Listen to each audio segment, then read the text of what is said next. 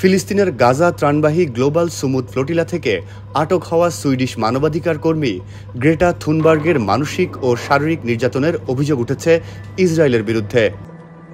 বন্দিদশা থেকে মুক্ত হয়ে ফেরার পর নৌবহরে অংশ নেওয়া কয়েকজন আন্তর্জাতিক অধিকার কর্মী এই অভিযোগ করেন। এক প্রতিবেদনে এমনটি জানিয়েছে আল জাজিরা।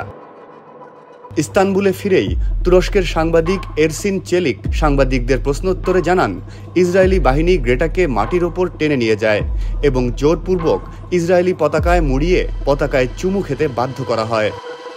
মালয়েশিয়ার অধিকার কর্মী হাজওয়ানি হেলমি এবং মার্কিন নাগরিক উইনফিল্ড বিবারও এই ঘটনা প্রত্যক্ষ করেছেন বলে জানিয়েছেন। তাদের দাবি, গ্রেটাকে ধাক্কা দিয়ে ইসরায়েলি পতাকা গায়ে মুড়িয়ে দেওয়া হয়।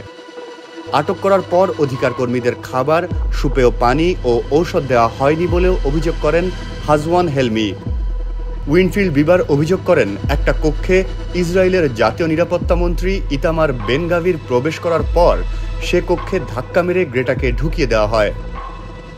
আটককৃতদের মানবেতর নির্যাতনের কথা বলেন তুরস্কের টেলিভিশন উপস্থাপক ইকবাল গুরপিনার। তিনি বলেন, আমাদের সঙ্গে কুকুরের মতো আচরণ করা হয়েছে। 3 দিন ধরে আমাদের খাবার দেওয়া হয়নি, পানি দেওয়া হয়নি, টয়লেটে দেওয়া পানি খেতে হয়েছে।